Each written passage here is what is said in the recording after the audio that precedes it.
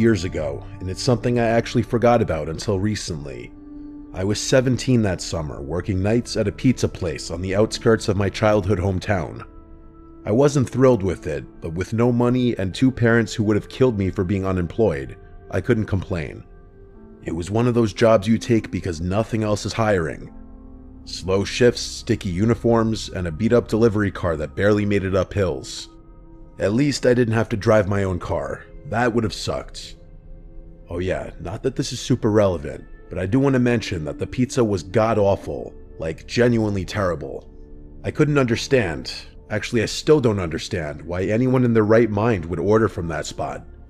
If not for the technology and relatively nice atmosphere it provided, I honest to God don't think we ever would have gotten a single order. That place is definitely the thing I miss the least about my childhood hometown. And that's saying something. The one saving grace about working there was that because the pizza was so bad, or because the place itself was so far away from our downtown, or maybe a combination of the two, people rarely ordered from us, so most nights were dead quiet. I'm not going to bore you with the mundane details about how my nights typically unfolded. It was a pizza place. I'm sure you could fill in the blanks yourself. One night, I was restocking the fridge with drinks when the tablet buzzed with an online order. Large sausage and olive pizza. I remember that distinctly because we never got olives. The address was out in the middle of nowhere, past the edge of our delivery zone, and I remember getting ready to reject it out of habit. But before I could, my manager, this 30-something guy named Russell, who mostly sat in the back scrolling through Reddit, looked over and told me to take it, saying we hadn't had a single run in over an hour. I didn't argue, so when the pizza was ready, I typed in the directions on my phone and grabbed the pie. At least it would kill 30 or 40 minutes.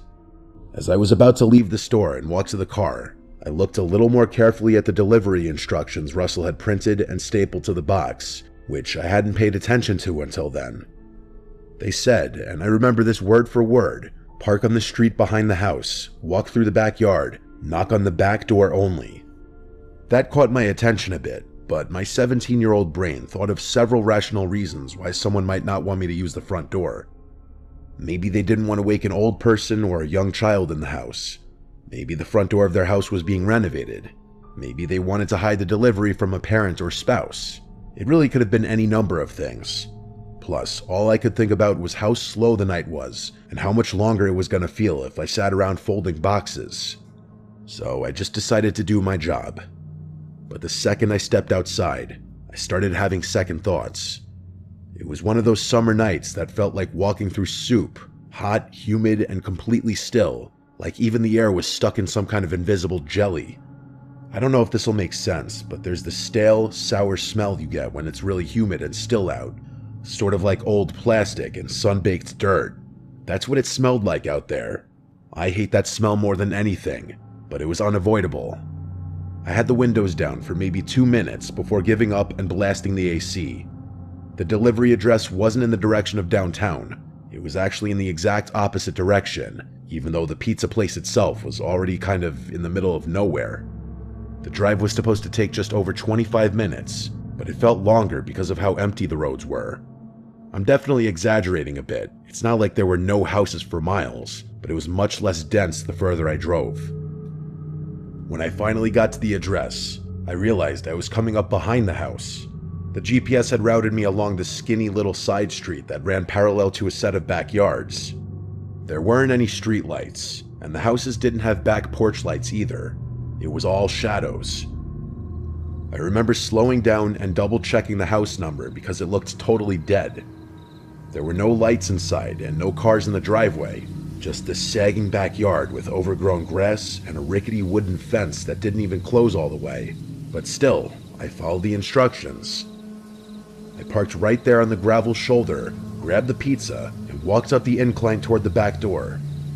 I had the pizza in one hand and my flashlight in the other, angling it down toward my feet so I wouldn't trip on anything.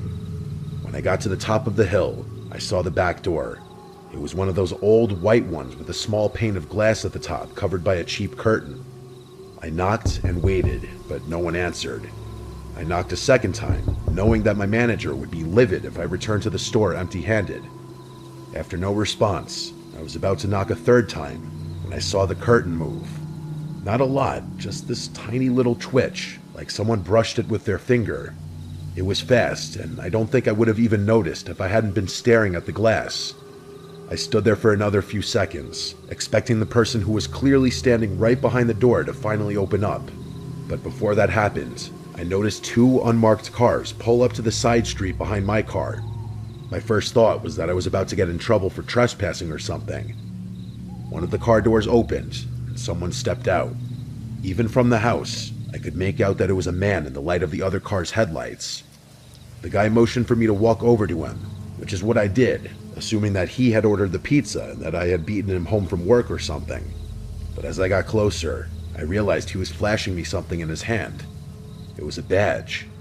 The guy was an undercover police officer, which I was able to ascertain because he wasn't wearing a uniform, just normal clothes. As soon as I got within a certain distance of him, he told me to head back to my car and wait there. That was it. That's all he said. So I did. I backed away slowly, climbed into the delivery car, and sat there watching. That's when I realized there weren't just two officers. There were 5, maybe more. All of them had flashlights, but none of them said a word. They moved stealthily, circling the house like they were trying not to be seen. Not one of them knocked or announced their presence, which I found strange. It was a pretty bizarre sight. I remember one of the officers reaching for the back door handle, the same one I had just knocked on, and gently trying it. When it didn't open, he just nodded at one of the other guys and backed off. It felt like I was watching something I wasn't supposed to see, and I guess I was. Eventually, the first officer came back to my car and crouched beside the window. I rolled it down, and he looked over the pizza box on the passenger seat and let out this short sigh. He was relatively vague with what he told me, but he didn't seem like a tool, just that he was trying not to say too much. Basically, he said that there was an ongoing investigation involving that property, and that he, along with the rest of the officers, were staking it out. He apologized for taking so long to intervene, and told me that I had pulled up the exact time they were repositioning their vehicles. I asked if he wanted to see the delivery order, and he nodded. I pulled it up on the delivery app, but I could tell it was useless. There was an associated phone number with the order, along with the delivery address and the first name, Jerry, but it didn't seem particularly helpful. The officer read it, took the number down, then told me to leave immediately. I expressed my frustration to him, saying that my boss was going to kill me for returning with the pizza, and the guy just shrugged his shoulders. Then he repeated his instruction for me to leave, and started walking away from the car. I was pissed, but there was nothing I could do, so I drove off. It took me the entire ride back for the whole thing to sink in. I didn't really grasp the gravity of the situation until stepping out of the car. If the police hadn't intervened when they did, something awful could have happened. I don't even know what.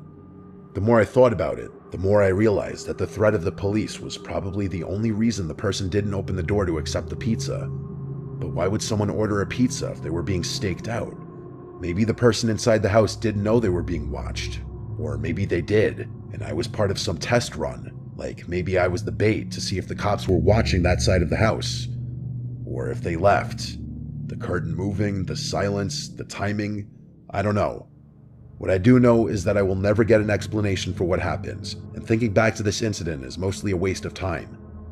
I probably would have forgotten all about this if one of my high school friends hadn't brought it up the other week.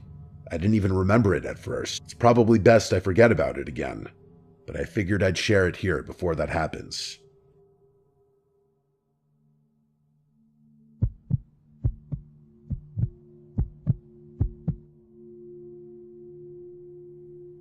This happened just last year. I'm 40 now, married with 2 boys, ages 7 and 5. I work in insurance, which sounds boring because it is, but we're stable, and that's all I care about at this point in life. A couple years ago, my dad passed away after a long bout with cancer. He left behind a beach house down in Delaware that I had never been to before because he used to rent it out year-round. It's nothing flashy or big, but it's in a fantastic spot, just 1 block off the boardwalk. My favorite part about it by far is the upstairs back deck that provides a really nice view of the ocean. We started going there every summer after he passed, using it as our escape. A week here, weekend there, it became our little family tradition. As much as my wife and I love spending time there, the boys love it even more. They'll spend hours on end playing on the beach, riding bikes, and exploring the town. It feels like a gift, something my dad left behind for us to enjoy. This story takes place during one of those weeks last summer.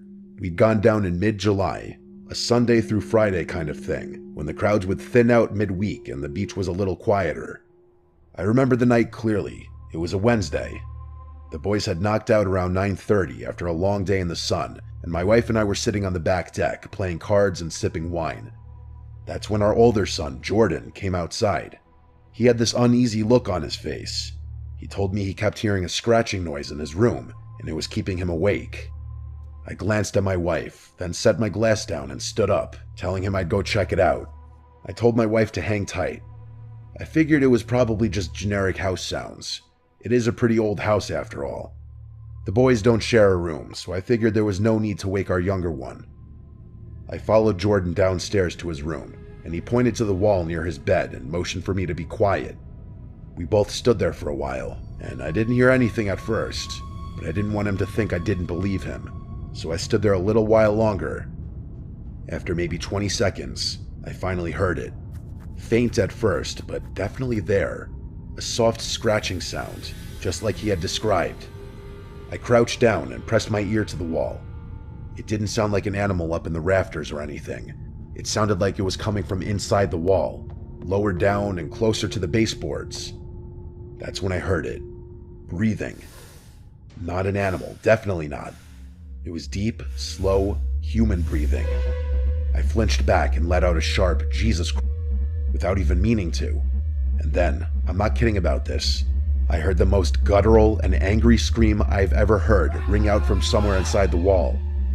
It caught me so off guard that I yelled out again, a feeling of existential dread hitting me right in the face. I grabbed Jordan by the arm and yanked him out of the room. We ran down the hall.